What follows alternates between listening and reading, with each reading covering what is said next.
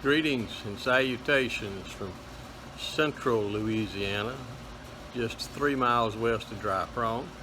Somebody asked how I calculated 3 miles west of Dry Prong. Well, basically that's as the crow flies, but that is where we be situated at. This morning I have to go back in on this tractor that I had split and reassembled, only to find out that the transmission, the clutch still wouldn't let me put it in gear, and I've tracked it down to what I think the problem is with the clutch bearing release yoke, which is where you push the pedal down and the yoke in there moves the throwout bearing back and forth. The throwout bearing wasn't making good contact. Everything else looks fine, so that's the only thing I can figure will be needed to be done. So we start this morning. First thing I do is take the choke cable loose. We want to take the fuel line loose. We must take the air breather tube loose, and that's for the left side. We won't talk about the gauges yet. On the right hand side, I have to take the coil wire loose, and then the wires from the generator, the wires need to go back. And then I'll have to come up here and take this bolt loose where I've got this copper pipe for the oil gauge, and the wires for the temperature gauge are bundled up. This will have to be taken loose because this brace here, if I got my finger on, is going to move backwards, which means I have to take these two bolts loose up here to let this plate slide back whenever I undo the universal coupler here on the steering shaft, because it slides this way back to the left. So, and eventually I'm going to take the steering shaft out because it just tends to be in the way when I get ready to push this back together. So I've got a lot to do this morning about putting things together and getting things regulated right. I'm about to forget, I've got to do this air breather tube as well. It fastens right here, which is a booger to get to. I have to take out this support plate, which is not super difficult, but it has to come out, and then I can get in and get to the fitting back here to take it loose and take the air breather pipe out. Enough for now. Alright, here we are again. Background noise is fan with me trying to stay cool. I split it. Everything looks fine from where I split it. I don't see any irregularities that would cause me grief. We do have to go in here, and I got to do a little bit better job of cleaning out and getting things right so I can get in here, because I've got to get into this piece here to figure out what's not right and what's going on. So I'm in here again, as Ray Stevens said. It's me again, Margaret. So in this case, we're here again, Margaret.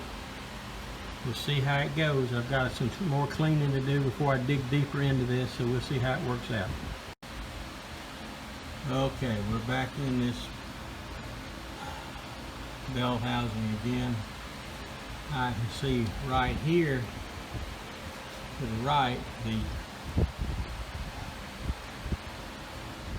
what do they call that? The key, clutch release key is missing. To the left there looks to be one, or at least the remnants of one.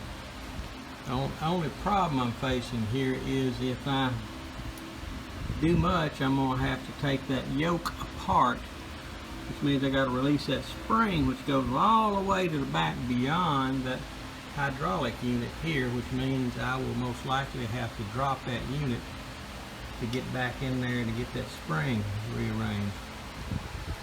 We might be able to figure out a way around it. I don't know. You know, that spring's under tension. If I can get it far enough forward to release it and then hang on to it. I know it goes through a little hole in the back. It's got a peg, so that would be at least a step in the right direction. But we do need to disassemble that yoke area there to see what's going on. But not this instant.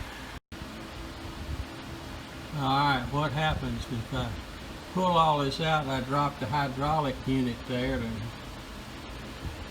and get into the yoke and rework and replace the keys there, only to find out it still doesn't engage.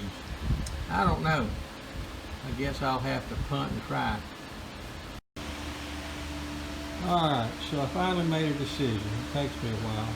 I went ahead and pulled the fittings out of the hydraulic unit, and I've gone underneath and disconnected the drive shaft. Just a solid steel bar with two little sleeves that slide over the ends and cotter pins that hold it all together there. But it was leaking so bad in the back there, I must have a bad seal that I didn't discover earlier. But add that to the fact that I need to get into where the clutch release spring hooks, which is about right here in this housing, which is back behind the hydraulic liftoff.